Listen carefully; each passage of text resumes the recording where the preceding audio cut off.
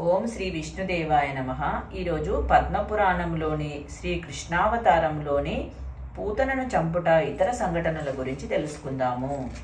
నందుడు ఇతర గోపాలరులతో కలిసి రాజుకి పన్నుకట్టడానికి మధురకు వచ్చాడు. నందునికి కుమారుడు కలిగినందుకు వసుదేవుడు అతనిని అభినందించాడు. కానీ నందుని కుమారుడు తన కుమారుడని వసుదేవుడు అతనికి చెప్పలేదు. వెంటనే గోకులానికి పోయి నందుని కుమారుని రోహిణి వద్దనున్న తన కుమారుని జాగ్రత్తగా చూసుకోమని వసుదేవుడు నందునితో చెప్పాడు.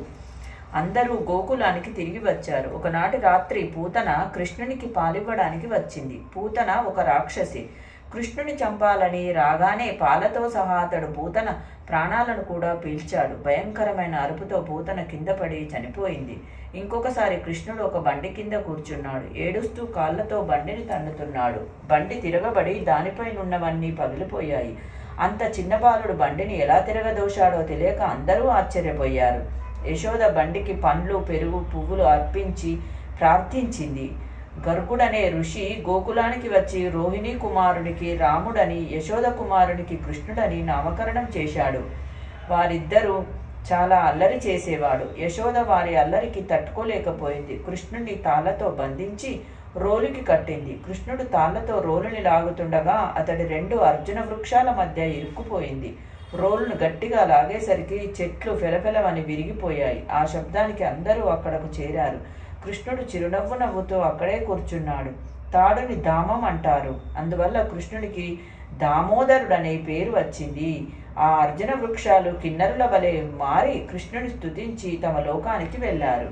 ఈ సంఘటనలతో నందుడు, యశోదలు భయపడ్డారు. వారితో పాటు మిగిలిన గోపాలకులకు కూడా భయం వేసింది. వారంతా తమ పిల్లల రక్షణ గురించి ఆలోచించారు. ఈ ప్రదేశంలో అనేక దుర్ఘటనలు జరుగుతున్నవి కనుక తమ నివాసాల్ని మార్చాలని వారు అనుకున్నారు. అందరూ కలిసి ఆలోచించి బృందావనానికి వెళ్ళిపోయారు. బలరామకృష్ణులకు కొంత వయసు వచ్చింది. వారు మిగిలిన గోపాల బాలకులతో కలిసి ఆవులను కాసేవారు. పొలాలకు వెళ్లి ఆడుకునేవారు. కృష్ణుడు నెమలి పింజాన్ని ధరించి వేణువును ఊదేవాడు. అతని వేణుగానముతో గోపాలురు మైమరచేవారు.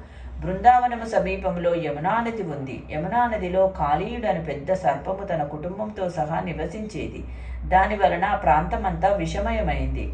ఆ ప్రాంతంలో నీరు త్రాగిన వారంతా మరణించేవారు. ఆ ప్రాంతానికి సమీపంగా ఎగిరే పక్షులు కూడా చనిపోయేవి. ఆ విషయం తెలిసిన పెద్దలు తమ పిల్లల్ని యమునా నది ప్రాంతానికి వెళ్ళవద్దని చెప్పారు. కానీ ఒకరోజు కృష్ణుని మిత్రుడైన ఒక గోపాల బాలుడు పొరపాటున ఆ నది వద్దకు వెళ్ళి మరణించాడు. ఆ విషయం తెలిసి అందరూ దుఃఖించారు. కృష్ణునికి కోపం వచ్చింది.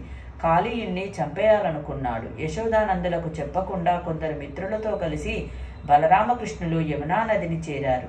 కృష్ణుడు అక్కడ ఉన్న కదంబ వృక్షం నుండి నీటిలోకి దూకాడు. విషపూరితమైన నీరు పడడం వల్ల తీరాన ఉన్న చెట్లు మండడము ప్రారంభించాయి. కృష్ణుడు నీటిలోకి దూకానే కాళీయుడు తన భార్యలతో సహా కృష్ణుని చుట్టి కాటు వేయడం మొదలుపెట్టారు. గోపాల బాలురు అది చూసి భయపడి పరిగెత్తుకుంటూ వెళ్లి బృందావనంలోకి వారందరికీ ఆ విషయం చెప్పారు. వెంటనే గోపాలురంతా యమునా నది వద్దకు వేగంగా వచ్చేశారు. యశోద ఏడవడం ప్రారంభించింది. కృష్ణుడు చనిపోతే స్త్రీలు తామందరూ చనిపోతామంటూ దుఃఖిస్తున్నారు. బలరాముడు కాళీయుని చంపమని కృష్ణునికి సూచించాడు. కృష్ణుడు పాముల నుండి తప్పించుకొని కాళీయుని పడగలపై నాట్యం చేశాడు. కృష్ణుని పదఘటనల వలన కాళీయుని పడగల నుండి రక్తం కారి అతనికి స్పృహ తప్పింది.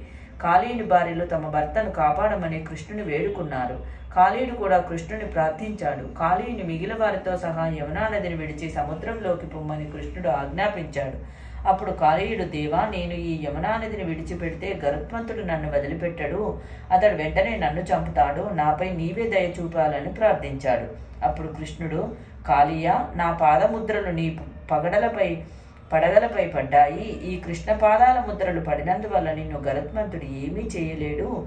అందువలన ధైర్యంగా నీవు యమునా నదిని వదిలి సముద్రంలోకి వెళ్ళవచ్చు అన్నాడు. అప్పుడు కాళీయుడు అతని కుటుంబంతో సహా యమునా నదిని వదిలి సముద్రాన్ని చేరాడు. యమునా నది యొక్క నీరు పరిశుద్ధమైంది.